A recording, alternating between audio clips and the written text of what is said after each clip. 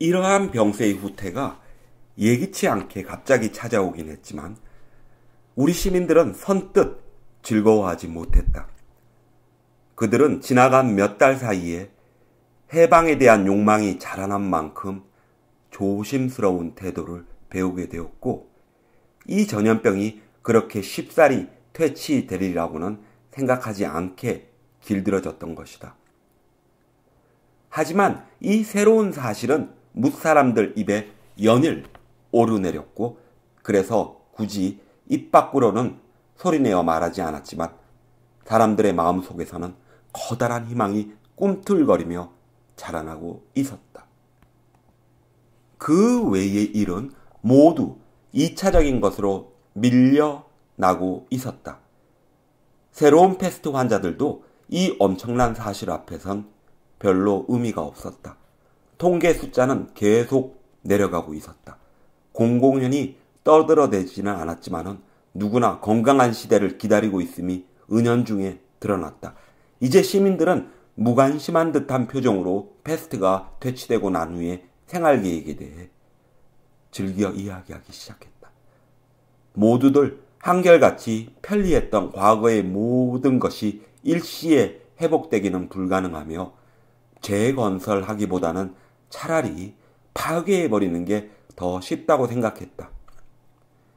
단지 식량 배급 문제만은 개선될 수 있으며 그러면 가장 커다란 걱정거리에서 벗어나는 셈이라고 했다. 하지만 이렇게 미온적인 태도의 밑바닥에는 무절제한 희망이 부풀어 오르고 있었던 것이 사실이다.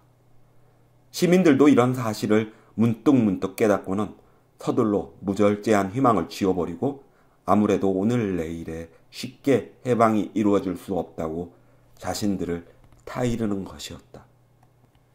사실상 패스트는 오늘 내일 사이에 쉽사리 물러나지는 않았지만 표면적으로는 사람들이 생각했던 것보다 훨씬 빠른 속도로 그 병세가 약화되고 있었다.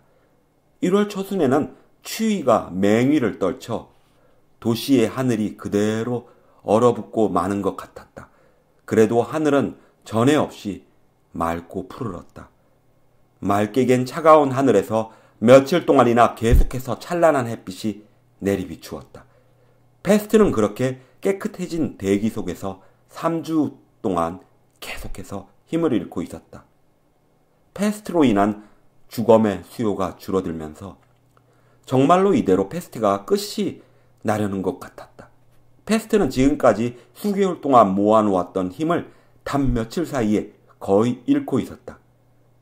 그랑이나 류에가 돌보던 그 소녀처럼 다 잡아놓은 미끼를 놓쳐버리거나 또 어느 마을을 며칠 동안 병으로 들끓게 하다가 이내 그 힘을 잃고 만다거나 월요일에는 희생자 수를 부쩍 늘려놓았다가 수요일이 되면 그들 모두를 살려준다거나 그처럼 허둥거리며 어쩔 줄 몰라 하는 꼴을 보면 이제는 패스트도 피로와 실증으로 그만 맥이 풀려 그 스스로 자제력과 자신의 힘의 바탕이었던 수학적이며 절대적인 유효성마저 잃어버린 것 같았다. 그리고 카스텔의 혈청은 일찍이 없었던 대성공을 여러 차례나 보여주었다. 전에는 아무 효과도 얻지 못했던 의사들이 새로운 효과를 몇 가지 확실하게 얻어낸 것 같았다. 이제야 패스트는 물러가게 되고 지금까지 패스트를 공략하던 그 무딘 칼날에 비로소 무서운 힘이 깃든 것 같았다. 이제 패스트는 기껏해야 나올 것이라고 예상했던 환자를 서너 명쯤 예기치 않게 죽음으로 끌고 가는 것이 고작이었다. 그들은 결국 패스트에 대해 운이 나빴던 자들이며 희망에 가득 차 있을 때 살해를 당한 자들이라고 밖에는 할 수가 없다. 격리수용소에서 태어난 오통 판사도 바로 그런 경우였는데 실제로 타루는 운이 나빴다고 말하기도 했다. 그런데 그것이 판사의 죽음을 애도해서 한 소리였는지 아니면 판사가 살았을 때를 생각해서 한 소리였는지는 알지 못한다.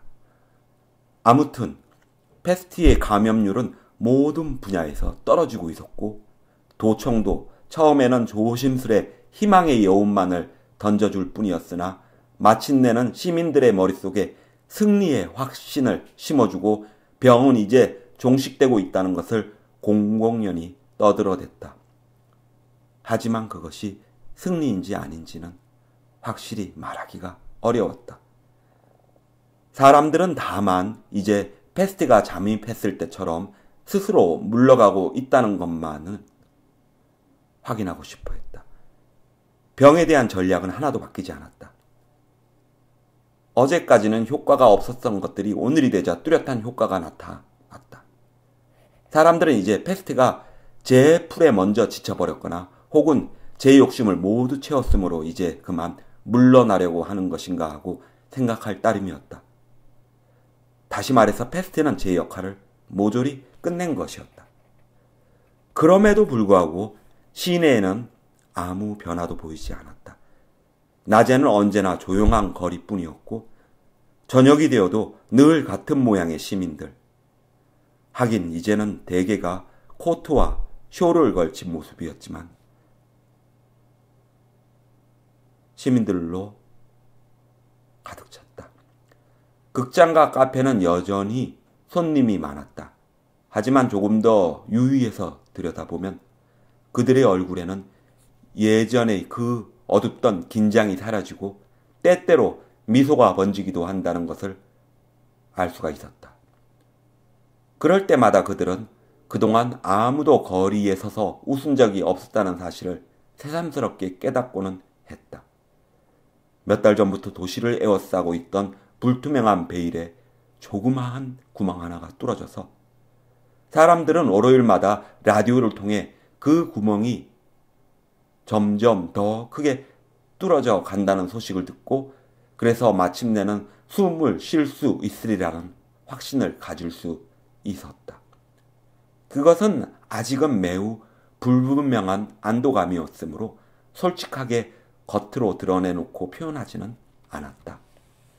이전 같았으면 기차가 떠난다거나 배가 들어왔다는 소식 또는 자동차의 운행이 다시 허가되리라는 소식을 들었을 때 모두들 믿어하지 않았을 테지만 1월 중순쯤에 이르러서는 그러한 발표도 아무런 놀라움을 일으키지 못했다. 그것은 거의 의심할 여지가 없었다. 이러한 사소한 변화는 사실 우리 시민들의 희망에 상당한 진전이 있었음을 뜻한다. 시민들이 아주 작은 희망이라도 갖게 된 그때부터 실질적으로 패스트의 위력은 사라져갔다고 말해도 좋을 것이다. 1월 한 달 동안 우리 시민들이 모순된 행동 속에서 갈팡질팡한 것도 사실이다. 정확히 말해 그들은 흥분과 피곤의 교차점에 서 있었다. 그처럼 긍정적인 통계가 제시되는 동안에도 새로운 몇 건의 탈출 계획이 보고되었다. 그것은 당국을 크게 놀라게 했으면 물론 감시소까지 놀라게 했다. 탈주범들은 대개 성공했던 것이다. 그러나 이때 탈출을 감행한 사람들은 모두 자신의 본능대로 움직였던 것에 지나지 않는다. 어떤 사람들은 결코 패스트에서 벗어나지 못하리라는 심각한 회의에 빠지기도 했다. 희망은 도저히 그들 마음속에 자리 잡을 수가 없었다. 패스트의 시대가 끝나가고 있던 그때도 그들은 패스트를 기준으로 살아가고 있었다.